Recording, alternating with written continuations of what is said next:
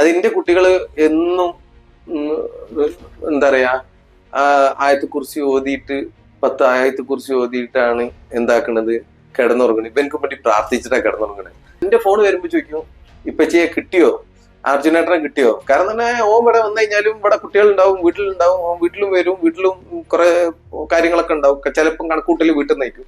അപ്പൊ ഈ കുട്ടികൾക്ക് മുട്ടായി വാങ്ങിക്കൊടുക്കും. വീടുമായിട്ട് നല്ല ബന്ധം, വീടായിട്ടൊക്കെ നല്ല ബന്ധാ. വീട്ടിലെ എല്ലാ കാര്യത്തിനും ഉണ്ടാവുന്ന കുട്ടികളാണ് ഇവര് എല്ലാവരും ഡ്രൈവേഴ്സ്.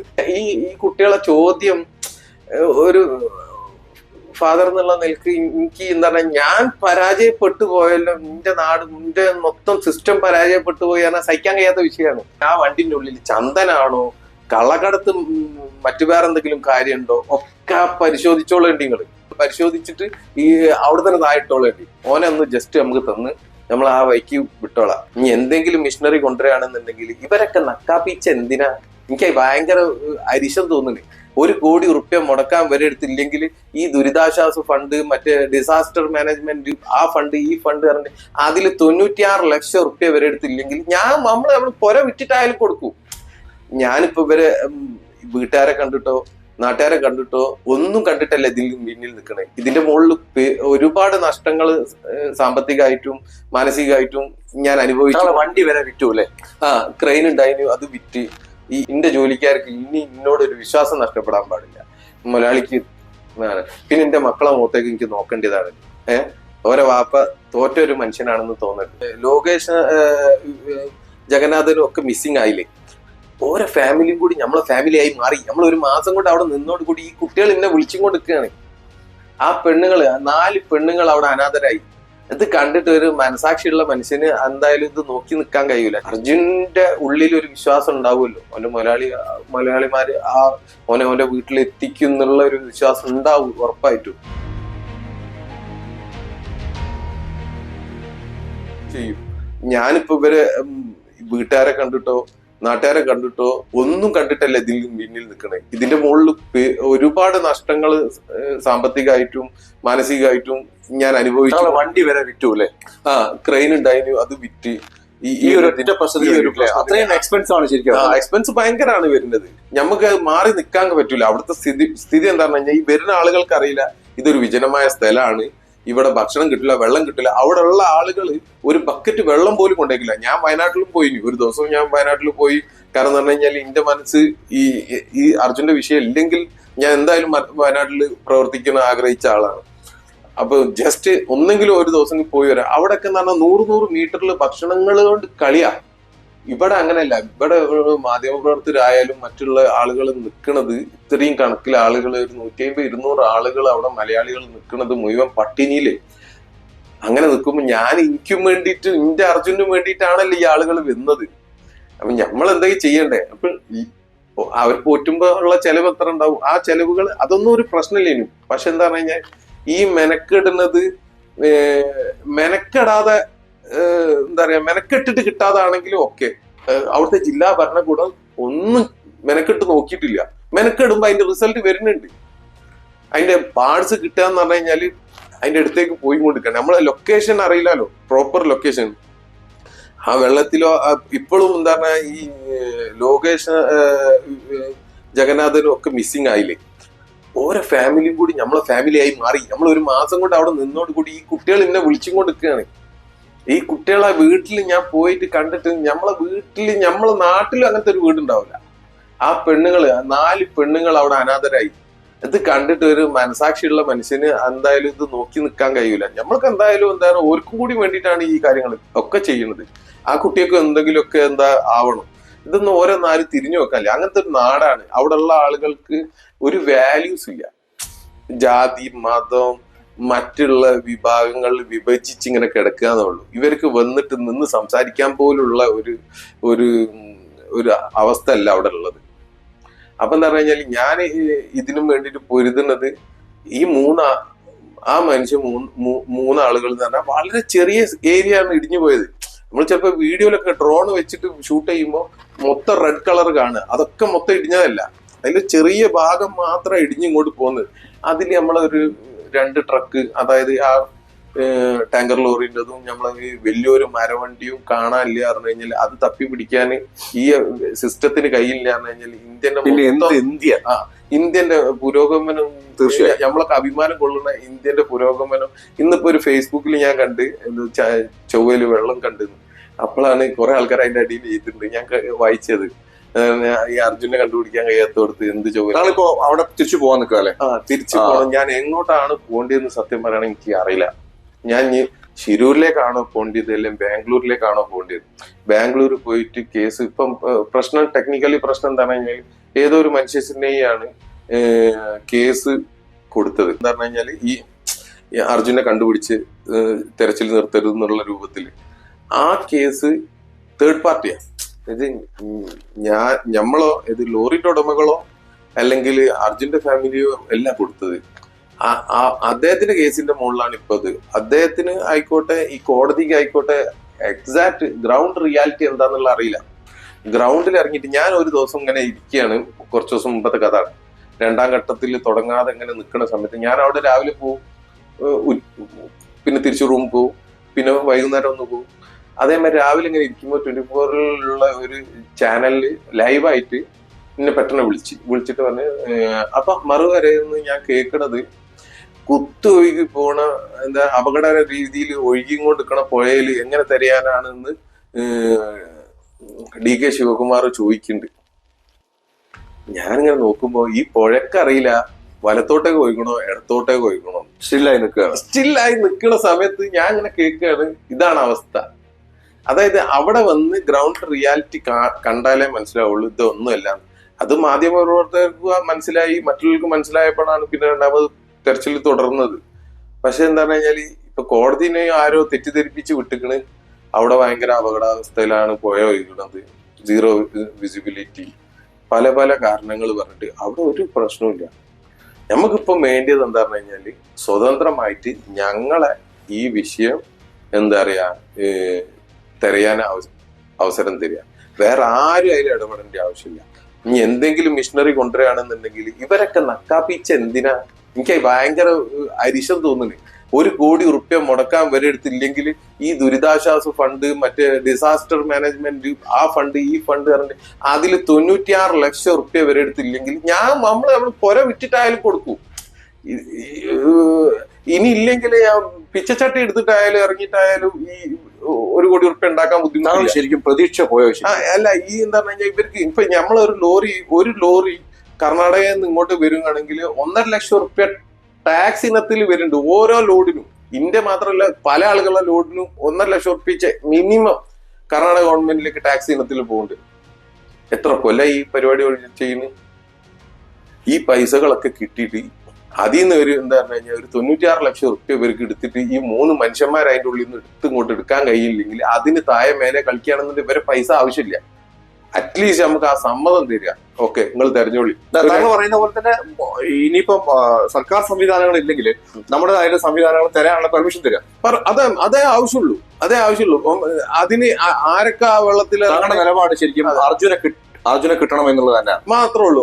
ആ വണ്ടി പോലും വേണ്ട. ജസ്റ്റ് മേലെ ഒന്ന് പൊന്തിച്ച് ആ ക്യാബിന്റെ ഉള്ളിൽ നോക്കുക, അർജുൻ ഉണ്ടോ ഇല്ലേ, ഉണ്ടെങ്കിൽ അവനെ പുറത്തേക്ക് കൊണ്ടുവരിക. ആ വണ്ടി അവിടെ തന്നെ ഇട്ട് പരിപാടി കഴിഞ്ഞു. എനിക്കും കയ്യും കാലും കയ്യും വീട്ടിലേക്ക് പോകണം. അത്രേ ഉള്ളൂ ആവശ്യം. എന്തൊരു അവസ്ഥയാണ് നമ്മുടെ ഈ അവസ്ഥ. ഇത് കണ്ടിട്ട് എന്താണ് ഇത് ചില ആളുകൾ വരിക്കും ഇത് എന്തിനാ ഇത്ര വാശി പിടിക്കുന്നത്? വാശി അവിടെ വന്ന് കണ്ടാൽ മതി. വളരെ ചെറിയ സ്ഥലത്ത് കുറച്ച് മണ്ണ് പോയിട്ട് അതിൻ്റെ ഉള്ളിൽ വാഹനം പോയിട്ടുണ്ടെങ്കിൽ എന്തിനേറെ പറയുന്നു. നമ്മുടെ വയനാട്ടിൽ 25 കിലോമീറ്റർ ദൂരമാണ് ശരിക്കും ആളുകൾ ഒലിച്ചു പോയത്. അവിടെ നിന്ന് വരെ ദുരിതാശ്വാസ പ്രവർത്തനത്തിൽ ആളുകളെ തിരിച്ചു കൊണ്ടുപോകുന്ന ഒരു അവസ്ഥയിൽ ശരിക്കും ഈ നിങ്ങൾ പറയുന്ന 20 മീറ്റർ 200 മീറ്റർ സ്ഥലത്ത് ഈ എടുക്കാൻ കഴിയില്ലെങ്കിൽ പരാജയം തന്നെയാണ്.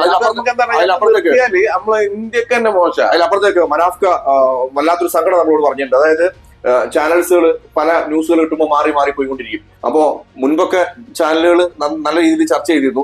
അവർക്ക് പല സെൻസേഷൻസ് കിട്ടുന്ന സമയത്ത് മാറും. ഇവരെന്നാണ് ഈ ചാനലുകൾ തന്നെയാണ് ഇതൊക്കെ കൊണ്ട്. അപ്പോ ഞാൻ ഡ്രൈവേഴ്സിനോട്, പ്രത്യേകിച്ച് നമ്മുടെ സഹോദരന്മാരായിട്ടുള്ള ഡ്രൈവേഴ്സിനോട് എനിക്ക് പറയാനുള്ളത്, മനാഫ്കനെ ഫോളോ ചെയ്യണം.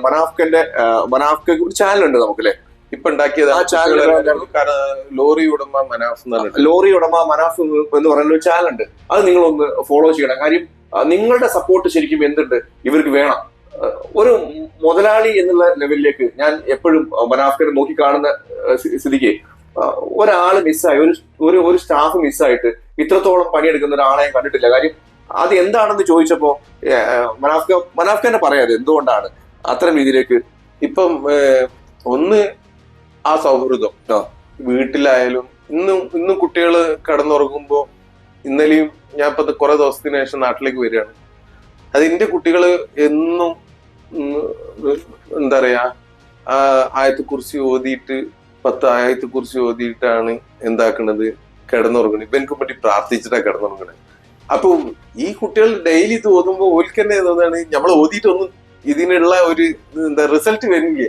അപ്പൊ ഞാൻ എന്റെ ഫോൺ വരുമ്പോ ചോദിക്കും, ഇപ്പച്ചിയെ കിട്ടിയോ, അർജുനേട്ടനെ കിട്ടിയോ? കാരണം തന്നെ ഓൻ ഇവിടെ വന്നു കഴിഞ്ഞാലും ഇവിടെ കുട്ടികളുണ്ടാവും, വീട്ടിലുണ്ടാവും, ഓൻ വീട്ടിലും വരും, വീട്ടിലും കുറെ കാര്യങ്ങളൊക്കെ ഉണ്ടാവും, ചിലപ്പം കണക്കൂട്ടല് വീട്ടിൽ നിന്നേക്കും. അപ്പൊ ഈ കുട്ടികൾക്ക് മുട്ടായി വാങ്ങിക്കൊടുക്കും. വീടുമായിട്ട് നല്ല ബന്ധം, വീടായിട്ടൊക്കെ നല്ല ബന്ധാ. വീട്ടിലെ എല്ലാ കാര്യത്തിനും ഉണ്ടാവുന്ന കുട്ടികളാണ് ഇവർ എല്ലാവരും ഡ്രൈവേഴ്സ്. അപ്പൊ എന്താ പറഞ്ഞു കഴിഞ്ഞാൽ ഈ കുട്ടികളെ ചോദ്യം ഒരു ഫാദർ എന്നുള്ള നിലക്ക് എനിക്ക് എന്താ പറയാ, ഞാൻ പരാജയപ്പെട്ടു പോയല്ലോ, നിന്റെ നാട് നിന്റെ മൊത്തം സിസ്റ്റം പരാജയപ്പെട്ടു പോയി എന്നാൽ സഹിക്കാൻ കഴിയാത്ത വിഷയമാണ്. ഇതിന്റെ പേരിലാണ് ഉണ്ടാക്കിയ ബിസിനസ് മുഴുവൻ തകർന്നാലും വേണ്ടിയിലാണ് നിൽക്കുന്നത്. ഇതിന്റെ ഊർജം നൽകുന്നത് ഇന്നെ പഠിപ്പിച്ച ഉസ്താദും ഇന്നെ പഠിപ്പിച്ച അധ്യാപകരും ഇവരൊക്കെ തന്നെയാണ് ഇതിന്റെ പിന്നില്. ഇന്നെ പോലത്തെ വ്യക്തികള് ഈ രൂപത്തിൽ സമൂഹത്തിൽ ഒരു എന്താ പറയാ, നമുക്ക് പല കാര്യങ്ങൾ ചെയ്യാണ്ടെന്ന് എന്നെ പഠിപ്പിച്ച എന്റെ ഉസ്താദ്മാരെ വരെ ഇപ്പൊ എന്താക്കുകയാണ്, പല ചാനലുകളും എന്താക്കുകയാണ്, ഇതൊരു വർഗീയവൽക്കരിച്ചു കൊണ്ടുപോവുകയാണ്. ഞാൻ തെരയണത് ഒരു അർജുനാണെന്ന് എന്താ പറയാ, അവിടെ ഞാൻ നമ്മളാരും വേറെ ഒന്നും കാണില്ല. ഒരു മനുഷ്യനെ നമ്മളെ ഒരു കൂടപ്പറപ്പിനെ തെരയാണ്. ഇത് കാണാതെ ഇരുന്നിട്ട് എന്താക്കാണ്, മറ്റു സ്ഥലത്ത് ഇരുന്നിട്ട് കമന്റുകൾ തന്നെ ബാഡ് കമന്റുകൾ. മനാഫിന്റെ ലോറിയിൽ ചന്ദനുണ്ട്, മനാഫിന്റെ ലോറിയിൽ അത് പറയുന്ന ആളുകൾ പറയട്ടെ. ഞാൻ പറയുന്നത് മനാഫിന്റെ ലോറിയിൽ ചന്ദനം ഉണ്ടെങ്കിൽ മനാഫ് എന്തായാലും അതിന്റെ പിന്നാലെ പോയില്ല എന്നുള്ളത് താങ്കൾ മനസ്സിലാക്കിയാൽ. പിന്നെ എനിക്ക് ഡ്രൈവർമാരോട് പറയാനുള്ളത് പ്രത്യേക റിക്വസ്റ്റ് ആണ്. കുറച്ച് ആളുകൾ എന്നെ ഇഷ്ടപ്പെടുന്ന ആളുണ്ടാവും, കുറച്ച് ആളുകൾ എന്നെ അറിയപ്പെടുന്ന ആളുണ്ടാവും. അപ്പോ ഞാൻ പറയുന്നത് ഈ ലോറി ഉടമ മനാഫ് എന്നുള്ള ചാനൽ ഒന്ന് ജസ്റ്റ് നിങ്ങൾ എന്ത് ചെയ്യണം, ഒന്ന് ഫോളോ ചെയ്യണം. ഞാൻ ചെയ്യുന്ന ഒരു വീഡിയോ മാത്രമാണ്, ചാനലുകാർ അവിടെ ഇല്ല എന്നാണ് നമ്മൾ അറിയപ്പെടുന്നത്. അപ്പൊ എന്തായാലും എന്ത് ചെയ്യണം, ഇദ്ദേഹത്തെ ഒന്ന് ഫോളോ അപ്പ് ചെയ്ത് കാര്യങ്ങളൊന്നും ചെയ്യണം. കാര്യം എന്താ വെച്ചാൽ ഇദ്ദേഹം ഒറ്റയ്ക്ക് പോയിട്ടാണ് അവിടെ നിൽക്കുന്നത്. ഇപ്പോഴും ഇദ്ദേഹത്തിന് വേണമെങ്കിൽ വണ്ടി വേണമെങ്കിൽ ഇൻഷുറൻസ് ക്ലെയിം എടുക്കാം, കൂടെ പിറപ്പിനെ തിരിച്ചു വേണം എന്നുള്ള കണ്ടീഷനിലേക്കാണ് മനാഫ് ഇപ്പോഴും അവിടെ നിൽക്കുന്നത് എന്നാണ് പറയുന്നത്. നമുക്ക് ശരിക്കും ഞാൻ വരെ ജോലി ചെയ്യുന്ന സ്ഥലത്ത് എനിക്കൊരു പ്രൊട്ടക്ഷൻ വേണം എന്നുള്ളതാണ്. അപ്പൊ ഈ പ്രൊട്ടക്ഷനിൽ എന്റെ മുതലാളി കൂടെ ഉണ്ടാവുക എന്നുള്ള സാധനം വല്ലാത്തൊരു ഫീലിംഗ് ഉള്ള സാധനമാണ്.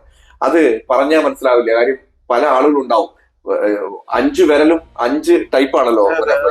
അപ്പോ ഇത് പറഞ്ഞാൽ മനസ്സിലാക്കുന്ന ആളുകളുണ്ടാവും, പറഞ്ഞാൽ മനസ്സിലാകാത്ത ആളുണ്ടാവും. അവരെ നമ്മൾ തിരുത്താൻ വേണ്ടി പോകുന്നില്ല. മനാഫ് ഭായിയുടെ ഒരു കാര്യം, എനിക്ക് അർജുന വേണം എന്നുള്ളത് തന്നെയാണ്. എന്റെ വണ്ടി പോട്ടെ, കുഴപ്പമുള്ള വിഷയം, പക്ഷെ അവനെ വേണം. അവന് എന്റെ വീട്ടുകാർക്കും മക്കൾക്കൊക്കെ വല്ലാത്ത ഇഷ്ടപ്പെട്ട ആള് തന്നെയായിരുന്നു. അപ്പൊ അതുകൊണ്ട് തിരിച്ചു വേണം എന്നുള്ളത് തന്നെയാണ്. അതോടൊപ്പം തന്നെ സർക്കാരിന്റെ ഒരു ഔദാര്യവും വേണ്ട, ഞങ്ങളായിട്ട് തിരയാനുള്ള ഒരു സാഹചര്യം ഒരുക്കി തന്നാൽ മതി അല്ലേ? അതെ, എന്തായാലും താങ്കളുടെ അങ്ങനെ പറയാൻ കാരണം എന്ന് പറഞ്ഞു കഴിഞ്ഞാല് ഈ ദിവസങ്ങൾ വരെ ആയിട്ട് എല്ലാരും വന്നിട്ട് എന്താ പറഞ്ഞു കഴിഞ്ഞാല് വലിയ വലിയ വാഗ്ദാനങ്ങൾ കൊടുത്തു പോവാന്നല്ലാതെ സത്യം പറയുകയാണെങ്കിൽ ഇവരാരും ഉണ്ടാക്കിയില്ല, ഒരു തരത്തിലും സഹായിച്ചിട്ടില്ല. സങ്കടമുണ്ട് ഇത് പറയണേല്. എനിക്ക് ഒരു രാഷ്ട്രീയം ഇല്ല, എന്നെ പറ്റിയിട്ട് അന്വേഷിച്ചാൽ മതി. അതിന്റെ ഒന്നും പിന്നിൽ പോവാനുള്ള ഒരു സമയം ഉണ്ടായില്ല. ജീവിതം മുഴുവൻ എന്താക്കിക്കണ്, ഈ വയസ്സ് വരെ രാവും പകലും അധ്വാനിച്ചിട്ടാണ്. എന്താണ്, ആർക്കും കട്ടുപിടിച്ചു മോഷിച്ചിട്ടും ഒന്നുമല്ല, രാവും പകലും അധ്വാനിച്ചിട്ട് തന്നെയാണ് ഈ സ്ഥിതിയിൽ എത്തിയത്. ഇതുവരെ എന്താ പറഞ്ഞു കഴിഞ്ഞാൽ ഒരു ഗവൺമെന്റിന്റെ മുന്നിൽ പോയിട്ട് കെഞ്ചിട്ട് എനിക്ക് ഇന്ന ആനുകൂല്യം വേണമെന്ന് പറഞ്ഞിട്ടില്ല. പക്ഷെ എന്താ പറഞ്ഞു കഴിഞ്ഞാല് ഈ സാഹചര്യം എന്ന് പറഞ്ഞു കഴിഞ്ഞാൽ ഞമ്മക്ക് മേലുള്ള ഒരു കാര്യമാണ്. ഇത് ഇവരെന്നെ രാഷ്ട്രീയക്കാർ തന്നെ ഇതിൽ എന്താക്കണോ ഇടപെട്ട് ചെയ്തു തരേണ്ട വിഷയമാണ്. വന്ന് പറയാന്നല്ലാതെ ഇതുവരെ ഒരു രാഷ്ട്രീയ നേതാക്കന്മാരും അവിടെ വന്നിട്ട് ചെയ്തതൊന്നും അവിടെ കാണാനില്ല. വളരെ സത്യത്തില് അയൽ സംസ്ഥാനമാണ്. ശരിക്കും അയൽ സംസ്ഥാനത്തിൽ നമ്മളെ കേരള സർക്കാരൊക്കെ ഒന്ന് പ്രഷർ ചെലുത്തുന്ന രീതിയിലേക്ക് വന്നു കഴിഞ്ഞാൽ കുറച്ചുകൂടെ ബെറ്റർ ആവുന്നു. അവര് വിളിക്കുന്നുണ്ട് ചെയ്യുന്നുണ്ട്, പക്ഷെ അതൊന്നും അവിടെ എന്താ യഥാർത്ഥ ഗ്രൗണ്ടിൽ അതൊന്നും ഫലിക്കുന്നില്ല. അങ്ങനെ എഫക്ട് ചെയ്തിട്ടുണ്ടെങ്കിൽ ഇത് ഒരൊറ്റ ദിവസം കൊണ്ടോ 2 ദിവസം കൊണ്ടോ തീരേണ്ട വിഷയമാണ് ഇപ്പൊ. ഇത് തീർക്കാതെ എന്താ പറഞ്ഞു കഴിഞ്ഞാൽ ഇങ്ങനെ എന്താ പറയാ നിരന്തരം ഇപ്പൊ എന്റെ സ്വന്തം പേഴ്സണൽ ഇത് പറയുകയാണെന്നുണ്ടെങ്കിൽ ഞാൻ എന്താ പറയാ അറിയപ്പെടുന്ന ഒരു ഫാദറിന്റെ മോനാണ്. നമുക്ക് അത്യാവശ്യം സ്വത്തും കാര്യങ്ങളൊക്കെ ഫാദർ മരണപ്പെടുന്നതിന് മുമ്പ് ഉണ്ടാക്കി തന്നിന്. പക്ഷെ പണമായിട്ടൊന്നും ഇല്ലാത്ത ഒരു സാഹചര്യത്തിൽ നിൽക്കുമ്പോഴാണ് ഈ ബിസിനസ് തുടങ്ങുന്നത്. ഈ എന്റെ ബിസിനസ് വളർത്തിയത് എന്റെ ജോലിക്കാരാണ്. ഞാൻ പല സ്ഥലത്തും പറഞ്ഞിട്ടുണ്ട്, ഞാൻ ഓരെ കൊണ്ടാണ് എന്റെ മക്കളും ഞാനും എന്റെ ഫാമിലി കഞ്ഞി കുടിക്കുന്നത്. അല്ലാതെ എന്നെ കൊണ്ട് ഒരു കയ്യണൊന്നുമില്ല. ഓര് നയിക്കുന്നതിന് ഓർക്ക് ശമ്പളം കിട്ടുന്ന അത്രേ ഉള്ളൂ. പക്ഷെ ഓര് നയിക്കുന്ന ശമ്പളം വാങ്ങുന്നതിന് പുറമെ ഓര് എന്നെ കൂടി പോയിട്ടുണ്ട്. അപ്പം ഞാനിപ്പോ ഓർക്ക് തിരിച്ചു കൊടുക്കേണ്ട ഒരു സമയമാണിത്. അതായത് അതിൽ ഞാൻ ഇവരെ ഫാമിലിനെ ആരെയും ഒന്നും ഞാൻ ശ്രദ്ധിക്കുന്നില്ല. ഞാൻ അർജുൻ, അതായത് ഞാൻ ഉദ്ദേശിക്കുന്നത് ഞാൻ എന്റെ ഫാമിലി മൊത്തം ഈ ബിസിനസ്സിൽ ഇൻവോൾവ് ആണ്. ഞാനും എന്റെ ബ്രദറും ഒക്കെ നമ്മളാകെ നോക്കുന്നത് അർജുനെ മാത്രം ഫോക്കസ് ചെയ്യും. അതായത് അർജുൻ ഇപ്പൊ ഒരു പ്രയാസത്തിൽ പെട്ട് അർജുന്റെ ഉള്ളിൽ ഒരു വിശ്വാസം ഉണ്ടാവുമല്ലോ, അവന്റെ മലയാളിമാര് ഓന്റെ വീട്ടിൽ എത്തിക്കും എന്നുള്ള ഒരു വിശ്വാസം ഉണ്ടാവും ഉറപ്പായിട്ടും. പക്ഷെ എന്താ പറഞ്ഞു കഴിഞ്ഞാൽ ഇതോട് കൂടിയിട്ട് അങ്ങോട്ട് എന്താ പറഞ്ഞാൽ വിട്ടുപോവാൻ എന്തായാലും ഞാൻ തയ്യാറല്ല. കാരണം വിടാനുള്ള ഒരു അതിന്റെ ആവശ്യമില്ല. അവിടുന്ന് ആ വണ്ടി കണ്ടെത്തും. വണ്ടി എടുത്ത് മേലെ എത്തുമ്പോ ഞാൻ മാറി നിൽക്കണം, നിങ്ങൾ കണ്ടോളണ്ടി. കാരണം എന്താ പറഞ്ഞു കഴിഞ്ഞാൽ ആ വണ്ടിന്റെ ഉള്ളിൽ ചന്ദനാണോ കള്ളക്കടത്ത് മറ്റു വേറെ എന്തെങ്കിലും കാര്യമുണ്ടോ ഒക്കെ പരിശോധിച്ചോളേണ്ടി നിങ്ങള്. ആരും അത് ഒഴിവാക്കണ്ട. അത് മൊത്തം പാർട്സ് ആക്കി പരിശോധിച്ചോളേണ്ടി. അതിൻ്റെ ഉള്ളിൽ എന്തെങ്കിലും പണം ഉണ്ടോ, ചന്ദനുണ്ടോ, മറ്റെന്തുണ്ടോ എന്നുള്ള നിങ്ങൾ പരിശോധിച്ചിട്ട് ഈ അവിടെ തന്നെ തായിട്ടോളേണ്ടി. ഓനെ ഒന്ന് ജസ്റ്റ് നമുക്ക് തന്ന് നമ്മൾ ആ വഴിക്ക് വിട്ടോളാം. കാരണം എന്ന് പറഞ്ഞു കഴിഞ്ഞാൽ ഈ ബിസിനസ് ഇനിയും തുടർന്ന് പോകേണ്ടതാണ്. എന്റെ ജോലിക്കാർക്ക് ഇനി എന്നോടൊരു വിശ്വാസം നഷ്ടപ്പെടാൻ പാടില്ല. മലയാളിക്ക് പിന്നെ എന്റെ മക്കളെ മുഖത്തേക്ക് എനിക്ക് നോക്കേണ്ടതാണ്. ഓരോ വാപ്പ തോറ്റൊരു മനുഷ്യനാണെന്ന് തോന്നരുത്. ഇത് എല്ലാ മനുഷ്യന്മാർക്കും ഒരു പാഠമാവും. തീർച്ചയായും എല്ലാവർക്കും ഒരു പാഠമാവട്ടെ എന്ന് ഞാൻ പറയണം. കാര്യം അത്രയും ലെവലിലേക്ക് ചിലപ്പം ഡ്രൈവറെ തിരിച്ചു വേണം എന്ന് പറയുന്ന രീതിയിലേക്ക് പോകുന്ന ഒരാളെ ഞാൻ കണ്ടിട്ടില്ല. എന്തായാലും മനാഫ്ക, എന്തായാലും നിങ്ങളുടെ ആ പ്രയത്നം എന്തായാലും അർജുനെ തിരിച്ചു കിട്ടുമെന്നുള്ള പ്രതീക്ഷ തന്നെ നമുക്ക് നിൽക്കട്ടെ.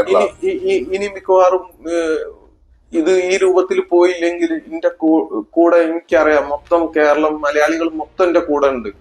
മലയാളികൾ കൂടെ ഉണ്ടായതുകൊണ്ടാണ് മീഡിയാസ് കൂടെ നിന്നത്. മീഡിയാസ് കൂടെ ഉണ്ടായതുകൊണ്ടാണ് ഈ രാഷ്ട്രീയക്കാര് വന്നത്. ഈ രാഷ്ട്രീയക്കാര് ഇങ്ങനെ ഇതൊരു ബെൽറ്റാ. ഇത് ഈ സാധാരണ ഒരു വീട്ടിലെ ഒരു അംഗമായി മാറി. ഇത് വലിയൊരു പോയിന്റ് ആണ്. അതായത് നിങ്ങളെപ്പോലുള്ള ആള്, ഞാനൊക്കെ ഉദ്ദേശിച്ചത് ഇപ്പോ അർജുന് വേണ്ടിയൊക്കെ സംസാരിച്ചുകൊണ്ടിരുന്നത് എപ്പോഴും ഈ സംഭവം സോഷ്യൽ മീഡിയയിലാവട്ടെ മറ്റുള്ള സംഭവത്തിലാവട്ടെ കത്തിക്കൊണ്ടിരിക്കണം എന്നാൽ മാത്രമേ ഇതിന് ചൂടുണ്ടാവുള്ളൂ. ഇല്ല, ഇതില് പ്രധാനപ്പെട്ട ഒരു പോയിന്റ് എന്താ പറഞ്ഞു കഴിഞ്ഞാൽ വെറും ഒരു അർജുൻ ശരിക്കും ഒരു പ്രതീക. അർജുൻ പോയി, ഓക്കെ, ഐ അക്സെപ്റ്റ് ചെയ്യുന്നു. പക്ഷെ അർജുൻ പഠിപ്പിച്ച കുറെ പാഠങ്ങളുണ്ട്. അതായത് അർജുൻ എന്ന് പറഞ്ഞ ഒരു വിഷയം നമ്മളെ ഒരുപാട് പാഠങ്ങൾ പഠിച്ചു.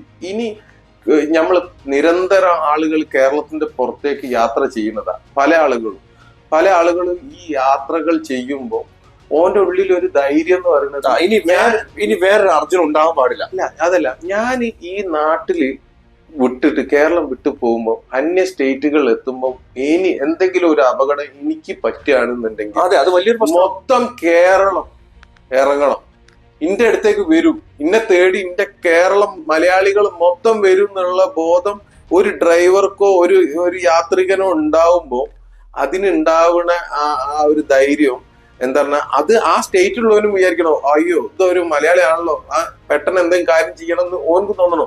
അതായത് ഒരു മാധ്യമപ്രവർത്തകൻ എന്നോട് പറഞ്ഞ മാതിരി, അതായത് ഈ ലോകത്ത് ഇങ്ങനെ പൗരന്മാർക്ക് ഇത്രയും പ്രാധാന്യം കൊടുക്കുന്നത് അമേരിക്കയും ഇസ്രായേലും മാത്രമേ ഉള്ളൂ.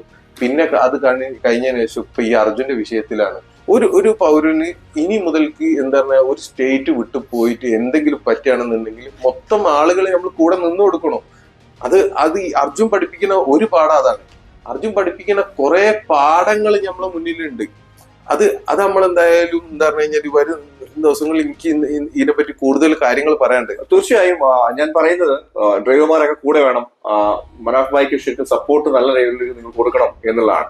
അതിനപ്പുറത്തേക്ക് എത്രയും പെട്ടെന്ന് അർജുനെ തിരിച്ചു കിട്ടട്ടെ.